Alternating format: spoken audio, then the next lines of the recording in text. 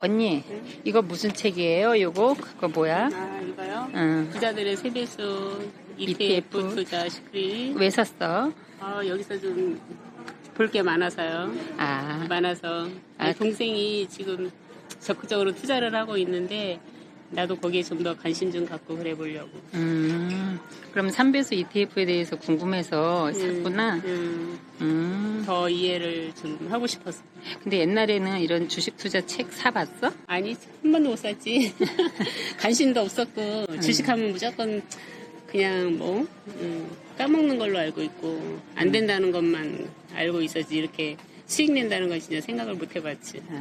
근데, 동생이 너무 잘하고 있어, 지금. 근데 지금 이제 수익 내보니까 너무 재밌어? 너무 재밌고 신기하고, 그래. 돈만 생기면 티키큐에 다 몰빵해야지 하는 생각이 들 정도로 너무 진짜 제 인생을 사는 것 같아. 우와. 네, 그래서 오늘 서점에 책 사러 왔구나. 내가 살만한 거, 읽을만한 거 있나 하고 보러 왔어? 우와, 멋지다, 우리 언니. 진짜 멋지네요. 진짜 너무 좋아. 음, 시간이 돈이라며. 시간 나는 대로 틈틈이 그 선비수 책도 읽어보고 다른 책. 좀 이해를 좀 많이 해보려고. 뭐, 모르고 하는 투자하는 것보다. 것보다 알고 투자를 하면 좀 기다릴 수도 있고 이렇게 장기적으로 쭉 가는데 아마 도움이 많이 될 것 같은 생각이 들어서. 근데 그동안엔 눈이 안 좋아서 이런 책도 못 읽었는데, 이제 저기 수술하고 수술해서. 나서 노안 수술했거든. 그래서 지금 책 보고 싶어서 서점으로 와서 오늘 우와. 동생도 만나가지고 하나 사갖고. 여기 어딘데요? 어디? 광화문 교보문고. 아, 너무 좋아. 책 사서. 그치. 아, 나도 옛날엔 이런 책은 진짜 보지도 않았는데, 부동산 투자 책만 봤는데. 고마워 동생. 아니에요. 같이 행복해요. 많이 보고 상식 많이 얻을게. 뜨겁게 사랑하고 뜨겁게 기다려야 되겠다. 그치? 뜨겁게 사랑하고 뜨겁게 기다려. 안녕하세요. 마미보에입니다. 너무 오랜만에 돌아왔죠? 오늘은 단기 투자와 장기 투자에 대한 제 생각을 한번 공유해 보려고 합니다. 저는 장기 투자의 지루함을 달래기 위한 수단으로 소액으로 병행 중인 단기 매매도 함께 진행 중인데요. 장기, 단기 매매에 대한 장단점들을 제 경험을 기반으로 추적해 봤어요. 제 경험담이 궁금하시면 영상 끝까지 봐주세요. 미국 주식 TQQQ 장기 투자의 지루함을 달래기 위해 한다는 제 영상에 달린 댓글을 보면 미국 주식 TQQQ는 3배수 레버리지 종목이라서 장기 투자하면 계좌가 녹는다. 즉 장기 투자할수록 투자 원금이 마이너스로 녹으니까 수익 줄 때 재빨리 먹고 빠지는 단기 매매가 최고다라고 하셨는데요.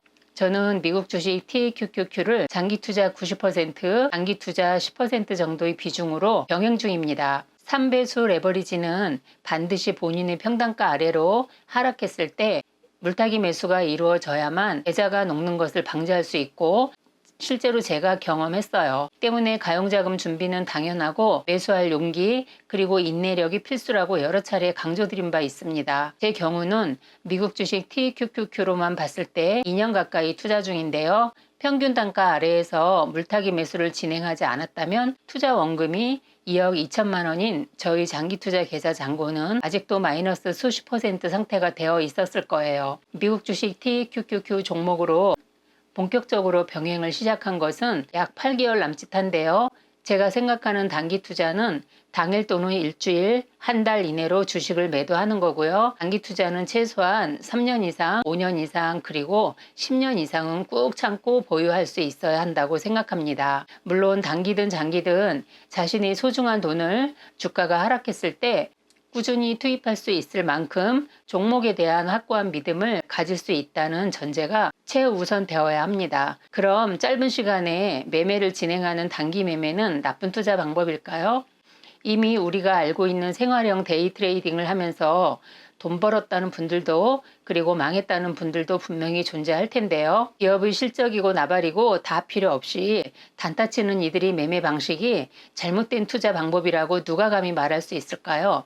다만 제 생각에는 단타만 하는 분들은 노후를 위한 자산을 만들어 나가는 것은 사실상 어렵다고 생각해요. 장기적 관점으로 봤을 때 우리 모두가 바라는 경제적 자유를 누리기 위한 투자는 미국 주식시장에서 우량주에 묻어놓고 최소한 3년 이상 가져갈 수 있는 장기 투자가 답이다라고 저는 생각하고 있어요. 저는 지난 8개월간 장기 투자와 단기 투자를 병행하면서 단기 매매의 경우는 하룻밤에 여러 차례 눌림목 매매를 진행하기도 하고 때로는 가용자금까지 전부 투입했지만 더 이상의 물타기 할 돈이 바닥나서 꼼짝없이 원금이 회복될 때까지 강제로 일주일 이상에서 2주일 동안 마이너스 단기 매매 계좌 잔고를 바라만 보면서 지루한 시간들을 보내야 했던 경우도 있었어요.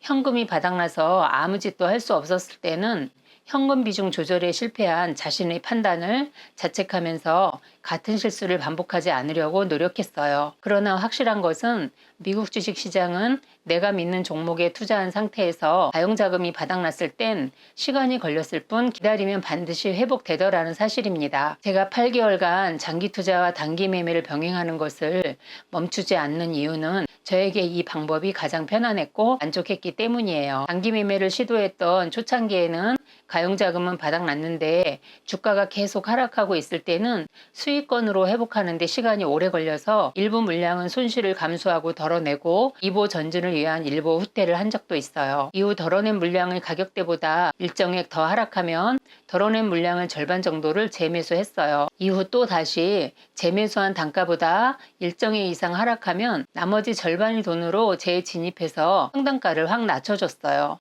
이렇게 하니까 당장은 일정 부분 손실을 보는 구조이긴 하지만 수익권으로 들어오는 시간을 단축시킬 수 있었고 평단가가 낮아졌기 때문에 마음이 편안한 부분도 분명히 존재하더군요.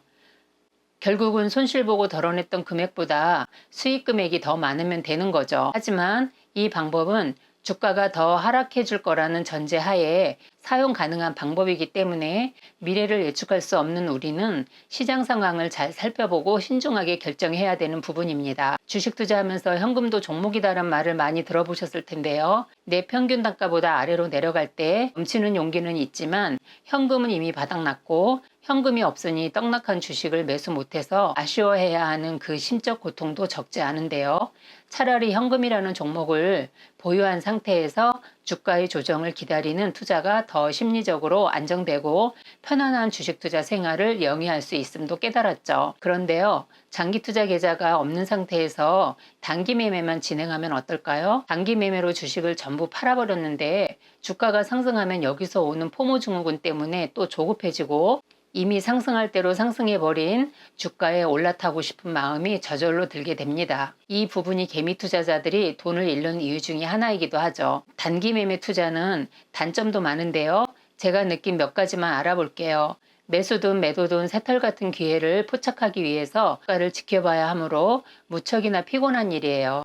특히 직장인들에게는 어려운 투자 방법이죠. 잦은 매매를 진행함에 있어서 거래 수수료도 단점으로 볼 수 있는데요. 거래가 많을수록 거래 수수료에 대한 아깝다는 생각이 들기도 합니다. 하지만 KB증권을 이용하는 저로서는 거래가 많은 관계로 KB증권에 거래 수수료 할인을 요청하여 수수료를 최대한 낮춘 상태인데요. 거래 수수료 할인을 요청하려면 한마디로 4848을 많이 해서 KB증권에 일정 기여를 해야만 수수료 할인이 가능합니다. 이 부분은 자본주의 시스템에서 서로에게 이익이 되는 윈윈 전략이므로 당연한 이치입니다. 거래 수수료 무서워서 단기 매매를 못한다는 논리는 세금 무서워서 주식 투자로 수익을 내지 않겠다는 논리와 같은 거죠. 저 또한 단기 매매로 인한 수수료가 꽤나 크지만 수수료와 세금을 납부하고도 나에게 이익이 남으면 된다는 마음으로 기대 수익률을 낮추고 투자 중이에요. 장기 투자를 하시는 분들은 거래가 잦지 않기 때문에 굳이 수수료 싼 증권사를 찾아다니느라 시간 낭비하실 필요 없다고 생각합니다. 우리가 돈을 버는 데 있어서 거래 수수료나 수익에 따른 소득세 부담에 대한 걱정은 아직 부자 될 준비가 되지 않았기 때문에 해보지도 않고 걱정부터 하는 꼴입니다. 수익부터 나고 고민해도 늦지 않은 이유이죠. 그렇다면 단타 매매만 하라고 마미모에가 부추기는 거냐고요? 사람마다 돈을 버는 방법은 달라요. 투자 성향도 다르고요. 무조건적인 어떤 방법이 좋다라고 감히 말할 수 있는 사람은 없죠. 제가 경험한 바로는 주식 투자 4년 차인 지금의 제가 주식 투자 1년 차였던 그때보다는 투자 안목이나 투자 촉, 그리고 감, 경제를 바라보는 시각, 공통성, 판단력, 그리고 단기 매매를 진행하는데 필수인 전투력과 약간의 기교까지 훨씬 능숙해졌다는 사실입니다. 어떤 방법으로 투자하든 간에 최종적으로 돈을 벌면 되는 거죠. 정답은 없지만 지난 8개월간 장기 단기 투자를 직접 병행하면서 장단점을 충분히 파악할 수 있었어요. 단기 매매는 나쁘고 장기 투자만 답이다라는 답정너 같은 논리가 아닌 내가 믿고 물타기 매수할 수 있는 종목에 오롯이 장기 투자의 지루함을 달래기 위한 목적으로 내가 투자할 총 금액 중 90% 정도는 장기 계좌에 묻어놓고 10% 정도의 투자 금액으로만 단기 매매를 병행하는 게 저에게는 가장 합리적인 투자 방법이란 결론하에 이대로 꾸준히 진행하려고 합니다. 오늘 영상은 여기까지입니다. 무난매인 미국 주식 투자 이야기가 계속 궁금하시면 구독, 좋아요, 알림 설정까지 꾹 눌러주세요. 감사합니다.